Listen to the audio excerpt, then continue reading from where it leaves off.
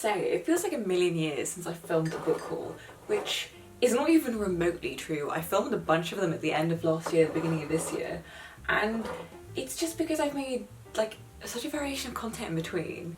And I've actually been uploading and not relying on book hauls to be like the bulk of my content. Wow, I feel like I'm actually being a YouTuber for once. Hello, welcome back to my channel. My name is Emma. If you're new, hi, I upload videos every Tuesday at 6 PM. I feel fine saying that, you know, do you believe it?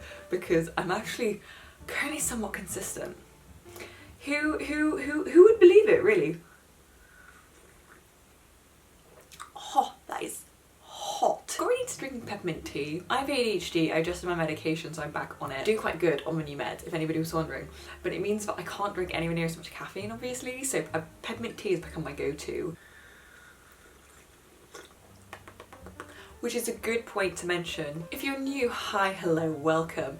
The indoctrinated, I mean brainwashed, I mean long-time subscribers will already know this. These videos are long, they're always heckin' long, so let this be your opportunity or prompt to go make yourself a warm beverage. A tea, a herbal tea, preferably stovetop if you have a mock pot, really recommend, or even a hot chocolate if you really are treating yourself, or God forbid, a glass of wine, because we all have those days, right? So I'll let you go sort yourself out, so just pause this for a moment.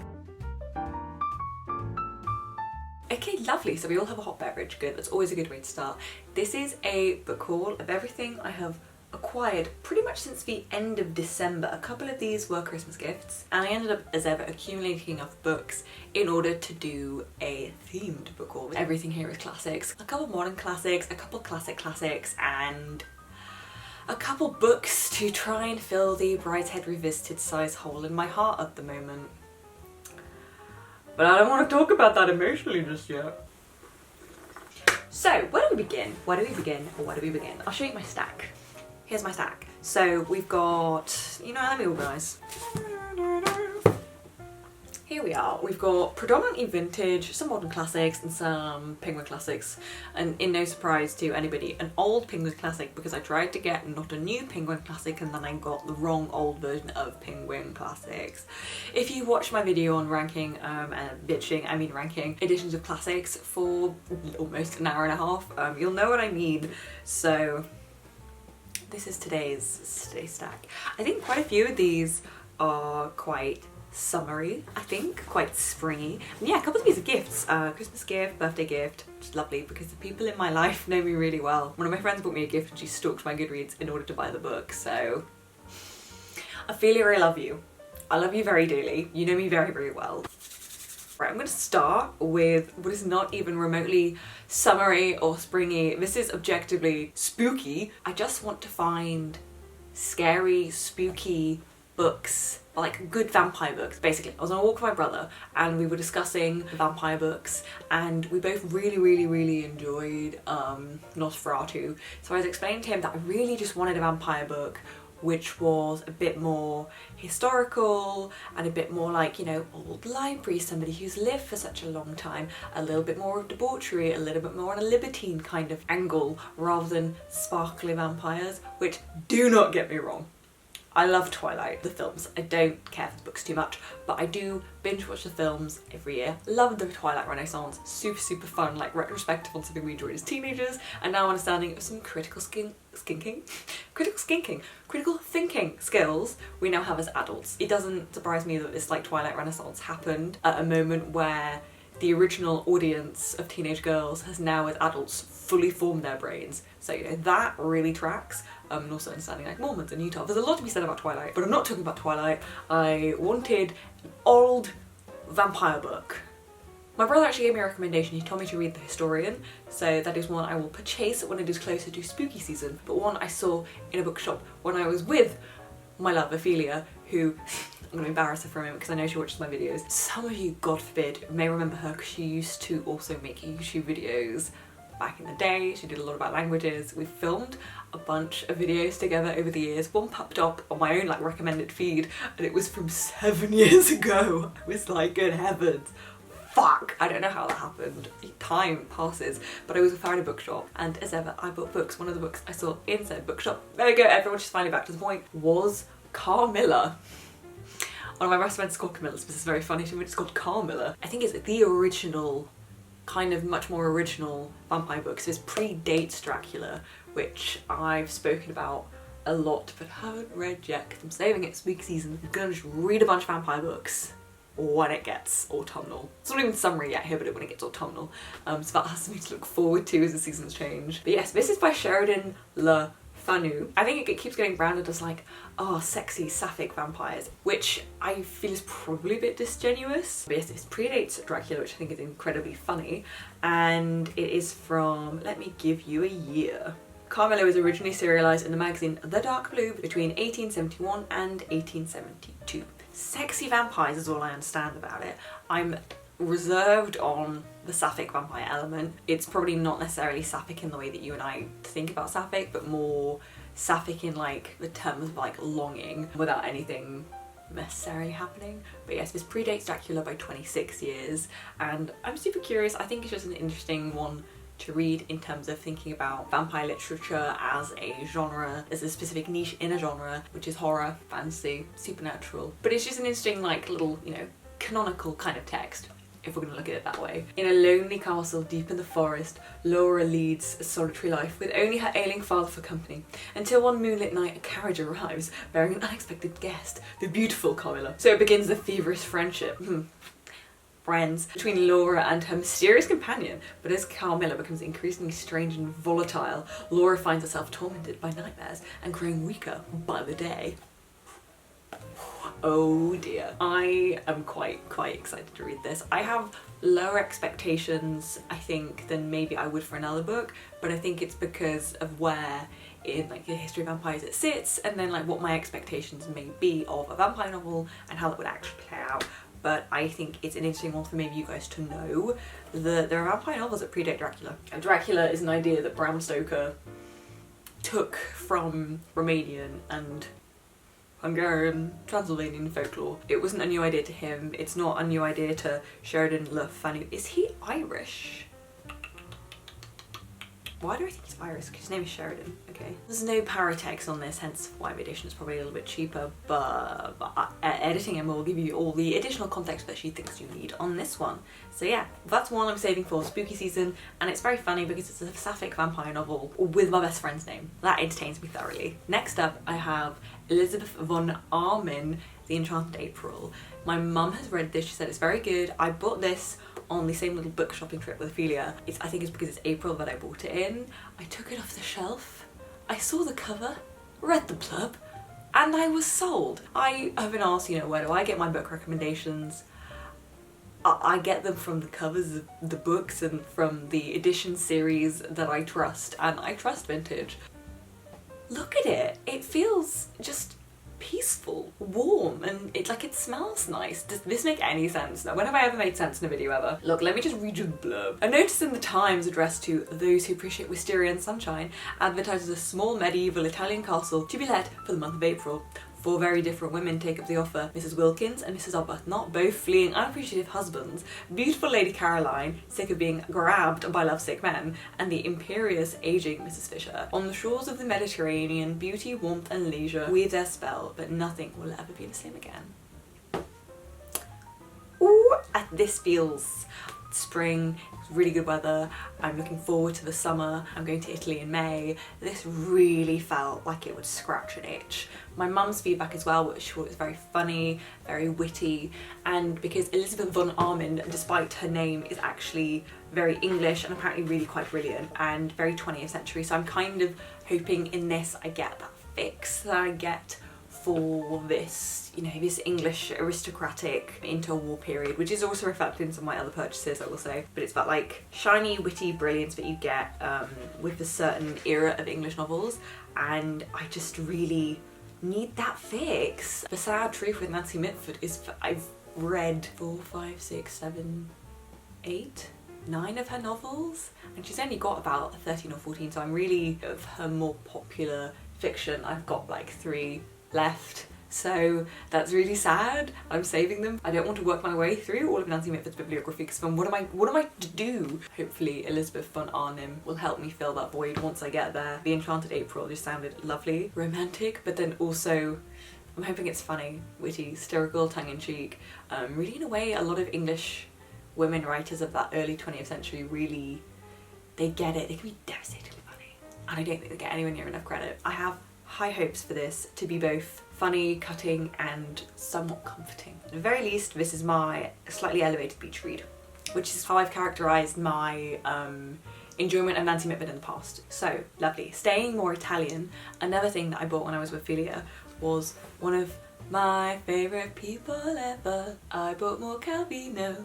This is Last Comes the Raven. Also, I have to say, Vintage Classics have also very sneakily been redoing a lot of their editions and covers, but they've done it nicely. Unlike one publisher with an iconic series. Text on my spine's a little bit thicker. It's the same colour.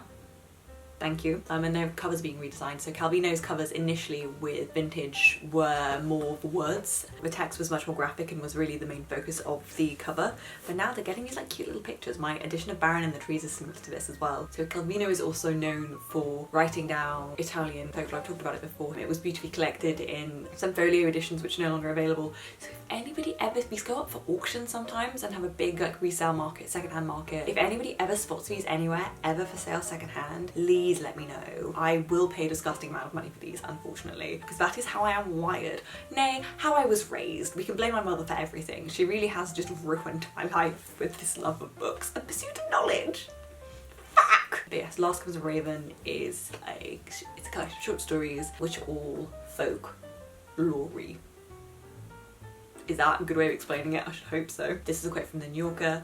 In Last Comes the Raven, a collection of early stories, we find the man behind the magician. These early short stories brim with the beauty of the Italian countryside and seaside, telling tales both sumptuous and unnerving. A trio of greedy burglars rob a pastry shop, a boy offers a girl presents of toads and insects from the garden, a wealthy family invites a rustic goatherd to lunch, only to mock him. Calvino's Water on Italy is vivid, intense, and almost hyper-real. Some stories from Last Comes the Raven have been previously available in the collection Adam One Afternoon. That's funny, my brother's called Adam. This expanded collection includes several newly translated stories and is an important addition to Calvino's legacy. So I think was wanting to stay in. Like I said, I'm going on holiday to Italy in May. Very excited about it. My boyfriend planned everything. He planned everything. He's booked restaurants already. This man is insane. It's incredible. Anyway, I'll probably read this when I'm there, or maybe to like, you know, wet my whistle, should we say, before we go. Yeah, I don't know, just Italy and in the summer, I mean, the Italian seaside? Absolutely, please. I need more of that. I think that would be very cozy and comforting, and just, I want to feel sunburnt, I want to smell of sunscreen, and I want to hear the sea. That's what I want these novels to give me. Anyway, the next one, this is Isherwood, the Berlin novels. So Ophelia told me, this is my gift from Ophelia. Very roughly, thank you very much to my darling. She stalked my Goodreads to choose this, and I thoroughly appreciate that, because I do that to other people when I buy them books, and they get really stressed that they don't update their Goodreads or something. I don't have any Isherwood. What's his full name? Ooh, the text. See, I like Vintage because you can't be able to see this from where you are, but the text in this is really big. How is it in Last Comes the Raven? In Last Comes the Raven it's a little bit smaller, but Enchanted April it's also quite big, and I do really fuck with Vintage for that reason, is I can just, you know, read the books that they print. I'm dyslexic if you're new, and these are big things for me. So from what I understand, this is just a collection of a couple things, right? Give me a bloody contents page. Yes, this is Christopher Isherwood, and this is Mr. Norris Changes Trains and Goodbye to Berlin, so it's two different books in here. This is a quote from The Observer. The Berlin novels are masterpieces, funny, darkly innocent explorations of the world of Berlin in the 30s. Because we know what happens next. Mr. Norris Changes Trains is the first of Christopher Isherwood's classic Berlin novels. The book charts the encounter of growing friendship between a young William Bradshaw and the urbane, mildly sinister Mr. Norris. Piquant, witty and oblique, it vividly evokes the atmosphere of pre-war Berlin. The other one in here is Goodbye to Berlin. The inspiration for Cabaret is an unforgettable portrait of Bohemian Berlin. Isherwood shows the lives of the people at threat from the rise of the Nazis and creates a haunting evocation of a city and a world on the very brink of ruin. I'll explain to you why this was a brilliant pick from Ophelia. I tend to read a lot more English stuff, French stuff, Italian stuff, even Spanish stuff, now dabbling significantly more in American stuff. I couldn't tell you the last time I read something German, apart from maybe Stories of Young Werther, which I read years ago. So I really appreciate that Ophis bought me something 20th century German, and I think I've not wanted to go there because of my concern that it's all going to be war novels, and I don't really want to read the Second World War stuff. I don't like reading the Second World War English stuff, but I like the interwar period very much. I like the idea of reading something that's more like to do with that build up. This is just a lovely, lovely, lovely edition, so thank you again, Ophelia. You've done such a good job. Especially because I don't think this is something I would have necessarily picked up for myself. This really, really, really has my curiosity and my interest, so good job. I really look forward to reading it. Okay, so one of the next things I think I genuinely have bought to try and like tide over. Yeah, it's trying to fix the Brideshead issue, isn't it? This is J.P. Hartley, The Go-Between. Even the cover looks significantly like the Brideshead Revisited one by Penguin Modern Classics, don't you think? Again, if anybody has any recommendations for... My friend sold my book that I lent her. It's unfortunate. So I no longer have a copy of Brideshead Revisited. If anybody has a recommendation for an edition they like, let me know. But I bought this because it's just after I got the news about my book, so I kind of wanted something. I just want something that's a summer in a big country house, which is probably exactly why I've bought The Enchanted April. Like, just like big house books. I don't know what to tell you. Maybe I should create a list here on YouTube as a video. You know, novels set in big houses with families in a waning aristocratic kind of thing, you know. So yes, I purely picked this one up for the vibes. Ba ba ba ba ba. You'll hear why now if I give you a blurb. When one long hot summer young Leo is staying with his school friend at Brandham Hall, he begins to act as a messenger between Ted the farmer and Marion, the beautiful young woman up at the hall. He becomes drawn deeper and deeper into their dangerous game of deceit and desire until his role brings him into a shocking and premature revelation. The haunting story of a boy's awakening into the secrets of the adult world. The Go-Between is also an unforgettable evocation of boundaries of Edwardian society. It's set earlier than Brideshead, but it's written, I think, around the same time. Dude, oh my god, I did not notice how small the font is in here. Ooh, I don't know if you can see that, but I'm gonna suffer. I do have glasses, but the dyslexia makes my life hard. Ooh, it has a chronology. This is some of the most paratext I think I've seen in a Penguin Modern Classic, actually. Introduction, chronology, interesting. Yeah, so it was first published in 1953, but it's set 50 years earlier, so I think it's written from his adulthood as a reflection on his like teenage years. Same with the school friends, so yeah, he's quite young. So yes, but it's really all I know about it is from what the jacket itself has told me, but I'm really hoping for something Bridesheady. I want something warm. All of these books feel very warm to me again. This feels like a summer book. Maybe these are just classics you can read this summer. Right, there we go. I've branded the video. That's much better. Next up is a gift from my mother. This was a Christmas present. I forced her to write in it because I refuse to accept books from friends and family unless they go ahead and write me a little dedication. You know, dedicate the book to me. I'm not coming in close for a kiss. It's just getting dark. Trying to stay ahead of the waning light. This is Marguerite Yourcenar, Memoirs of Hadrian. And my mum bought it for me because first of all, I think my brother's read it and really likes it. I think she has read it and really likes it. And also, Marguerite Yourcenar is Belgian. And I am Belgian if you are new to my channel. Hello. My mother's dedication in this actually is, if you do not love this book, you do not deserve your Belgian passport. Thanks, mother. In her magnificent novel, Marguerite Yourcenar recreates the life and death of one of the great rulers of the ancient world. The Emperor Hadrian, aware his demise is imminent, writes a very long valedictory letter to Marcus Aurelius, his successor. The emperor meditates on his past, describing his ascension, military triumphs, love of poetry and music, and the philosophy that informed his power and far-flung rule. A work of superbly detailed research and sustained empathy, Memoirs of Hadrian captures the spirit of the emperor and of ancient Rome. So it's one of these, but like when I look at things like Claudius or just other classics and stuff that I have read, and especially when you start reading like ancient texts and philosophy, it's one that I sort of see discussed like in that group obviously, and it's one that I did not realise was not a history book. I for a long time was like because I just thought that it was I just thought it was history. I didn't realise that it was a, like, you know, a fictionalised account and event, and that is something that is really up my street. That is my favourite way to learn and consume history, through these kind of vehicles. I want to learn through fiction. I don't want to read a boring history book, because some people really have a talent for making history. Even the most exciting episodes of human life and events and history so dull and boring. It's just mind-boggling how shit people are at, like, making the story fun. So this is one that I have high hopes for, high expectations. I don't think I will read this soon. Sorry, mummy. Because I, very much like all of us, you know, I like to mood read. I want to be in the mood for what I'm reading. I love how mood reading became a thing. It's like, well, do we not? Absolutely all do that. I wonder what the circumstances are going to be for me to really be like, this is what I need to read now. This is a very lovely Christmas present. My mother knows me very well. I think I wouldn't have been brave enough to buy it for myself. I think I would have been like, oh, I don't know enough, and, you know, it's been too many days since I last thought about the Roman Empire to feel like I should read that. I like ancient history. I find it really fun. It's like the best story time ever. I look forward to that one, but we'll see. I don't know what kind of mood I need to be in to read it. We'll find out. So, another thing that I complain about modernism all the time, right? I find it very difficult to read. Honestly, when it comes to modernist, right, the shorter the book is, the harder it is to read. And I found that with Clarice Lispector's Near to the Wild Heart, I found that difficult to read, but I finished it. I'm really proud that I finished it, but it was difficult nonetheless. Sometimes it's hard to follow, and it feels like a dream, and it feels like a half-remembered dream, and it feels very much like memories that are being told and echoed, and it feels very, I think is the best way of describing it.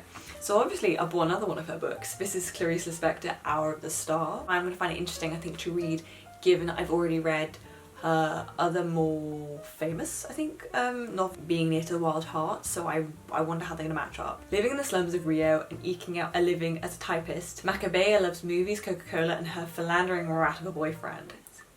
Good, whoever wrote this, good philandering rat of a boyfriend, incredible. She would like to be like Marilyn Monroe, but she is ugly, underfed, sickly, and unloved. She has no future and no sense of who she is. For her, reality is too enormous to grasp. Yet telling her story is the narrator Rodrigo S.M., who tries to direct Macabea's fate but comes to realise that for all of her outward misery, she is inwardly free, slyly subverting ideas of poverty, identity, love, and the art of writing itself. Clarice Lispector's audacious last novel is a haunting portrayal of innocence in a bad world. I think Near to the Wild Heart is her first novel, so I think that with her work, I'm bookending it with Near to the Wild Heart and then Hour of the Star. I think that's going to be quite an interesting way of looking at it. I feel like I recently did that with Jane Didion, that I started with A Year of Magical Thinking and then I went all the way forwards to Play As It Lays. So it's always quite a fun thing to do, is like jump around chronologically through an author's work. I will really be interested to read this and how it really works with Hour of the Star. Like, did she learn anything in her time writing? I have noticed the internet getting more and more into Clarice Lispector, or maybe I'm just now biased towards it and the algorithm knows it. You know, it's really difficult to now tell these things. Like, is this actually like a trend, or am I only now just seeing it because I've become interested in it and it's like confirming a bias or something? I'm just moving my feet so they don't fall asleep. One thing that I bought recently, and I feel like I got duped by Abe Books. This is a collection of short stories that has been edited and curated by Angela Carter, Wayward Girls and Wicked Women. This is the cover I got. This was the cover I ordered. And yes, I have now since learned, actually thanks to you guys. You guys are, as ever, incredibly knowledgeable and informative. I benefit from that more than anything, and I'm very, very grateful for it. A lot of you explained that on things like Abe Books, it's a stock like photo cover. It advertises not necessarily the cover that you're getting, and I can't remember how people said to figure it out, but some people said that it's sometimes better to buy secondhand books off eBay when you're doing it. At least in that case, the cover you're seeing is most likely going to be the cover you get, and that actually happened to be with the next book that I had to talk about after this one. But I bought this because this was something, oh, how did this transpire? A friend of mine who recently moved quite far away, which is devastating. We were like, okay, let's choose a book and let's read it, and that's, you know, then we have something we have to talk about. We used to watch F1 together and then had like a timetable to hang out, so I think we wanted to do like a little book club to like just have a timetable once again to hang out and discuss. For us, that's why we chose something with short stories, but then also something that was just a bit more like Wicked Women, Wayward Girls. And also I really like Angela Carter and I trust I trust her taste. She wrote The Bloody Chamber. She's one of these people that I kind of pair with Margaret Atwood. I think they're an interesting pairing to like read together. This isn't written by Angela Carter, but it's a collection of stories around this theme, but by different women. So I think, again, as an option to, you know, dabble in lots of different authors and like get a gist for lots of new different kind of people, I think anthologies like this are also a really good way to do that. So it's not the cover I wanted, but it's secondhand and it was cheap, so I guess who cares. This marvellous collection of short stories about bad girls, wicked women and unsatisfactory wives is designed to promote the female virtues of discontent, sexual disruptiveness and bad manners, and to give a positive role to women who will not put up with the status quo and to hell with the consequences. Widely ranging in time and place, be subversive tales by Grace Paley, Bessie Head, Catherine Mansfield, Elizabeth Jolie, Deneuve Barnes, Colette, Angela Carter, Jamaica Kinsead, Ama Atto Aido, Jane Bowles and many more all have one thing in common: to restore adventurousness and revolutionaries to their rightful positions as role models for all women everywhere. All of them are about not being nice. And my light down there just turned on, so hopefully you can see me even better now. Okay, another time I got duped by a books. I read Wuthering Heights very recently, also bought Jane Eyre. I managed to get them in old Penguin Classics. So happy, so excited.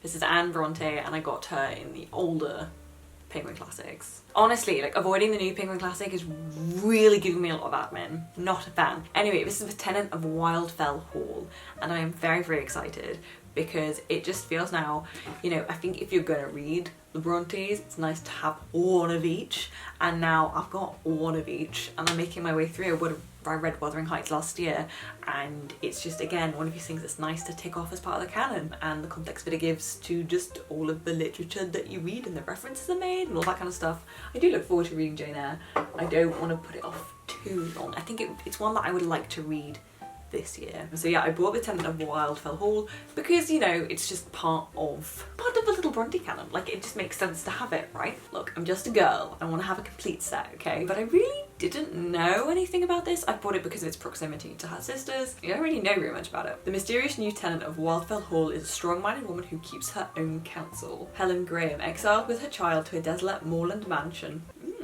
Sounds familiar. Adopting an assumed name and earning her living as painter, has returned to Wildfell Hall in flight from a disastrous marriage.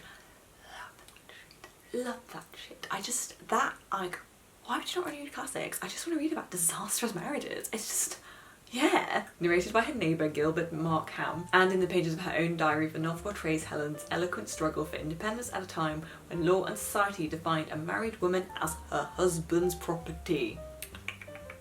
This new edition discusses the Tenant of Wildfell Hall as a powerful feminist testament, written with bold wit and tragic irony, passion, truth-telling, rich in biblical echoes of dispossession and longing. Anne Bronte's masterpiece is recognisably the distinct sister novel of Wuthering Heights and Jane Eyre. You kind of read them as a trio, right? I think this is well established, but yes, lovely. I think it's very much Emma wants summer to come, please, but then also autumn. Apparently. I feel like Tenant of Wildfell Hall will also be an autumny winter one. Autumny winter one. I think reading books seasonally makes a lot of sense and is probably just an incredibly human thing to do and is not revolutionary in the slightest, nor should it be. So here was my little haul, my little classics haul, and I'm very excited to add these to the zero space that is on any of my shelves because God knows I have a problem. But this, again, is long established considering I've been making book videos for like 7 years. Here we are. This was a lovely book haul. I'm very happy with this. What is a single collection of books? I'm really excited to read all of them. I think the Enchanted was probably going to be top of my list. So it's very nice when you get to like, oh, and I also bought Charlotte Perkins Gilman, The Yellow Wallpaper. Bought it, it arrived and I read it the next day. So I don't think I've ever had such a quick turnaround in reading something that I bought. But that was really lovely and a little bit spooky. I'd probably save it the spooky season. I'll do classics for spooky season.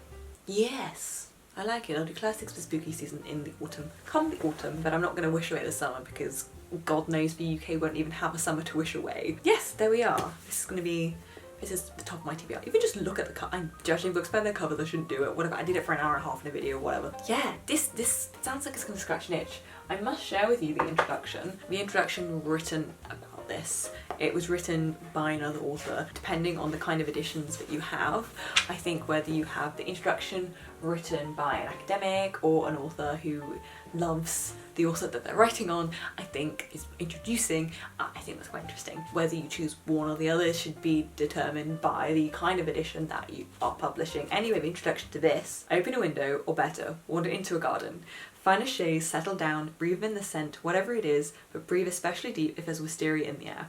Put on a hat, or at least some sunscreen, turn off your phone. Now you're ready to read Elizabeth von Arnim's The Enchanted April.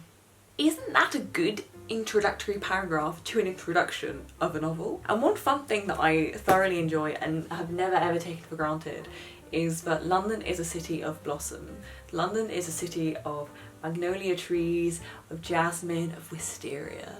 So whenever I walk around here, and it's now, when I'm filming this, it's April. It's been a really enchanted April. We've had incredible weather here in London. All of the blossom has just carried on this like warm breeze, and it's one of these things that is, you can't take it for granted. I look forward to jasmine in the summer. It's one of these scents that I deeply associate with London and feel very lucky to be able to do so. Hopefully this reflects some of my love of like London in summer, even though it's written about a completely different country, because she values the same things there as I do here. But yes, that is my little selection that will definitely carry me through the summer and the autumn. Let me know what you have bought recently. Have you been buying anything with the idea of reading it this summer? Are you stocking up your little bookshelf for summer? If there's any classics that you have discovered recently that kind of fit in the summery vibe, do let me know. I'll do a little video of classics for summer, summery classics, and I will do spooky classics. Ooh, I like that idea. I can already see the spooky classics list, can't you? It's just gonna be vampires, and there's Dracula, and there's Frankenstein, there's all these kind of things, but I'm encouraging you to go to the source material. There we are. I upload videos every Tuesday at 6 PM GMT time. If you are new, do consider leaving a like and subscribing if you would like to follow along. I'm currently doing a little, like, in my head, on my own. You can join if you want, a little like road to 60k. I know, I've fallen in love with YouTube again. Little milestones are really nice. I'm not saying that I'm on a little road to 100k, because maybe that's ambitious. So I'm starting with 60, and then we'll see where we go. Thank you ever so much for choosing to spend your time with me. I deeply appreciate it. Life go and all the jazz, and I will see you next Tuesday at 6. Goodbye.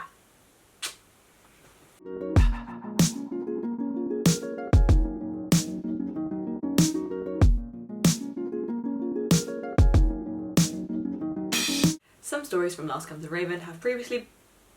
Some stories from Last Comes a Raven have previously... Fuck me. Some stories from Last Comes a Raven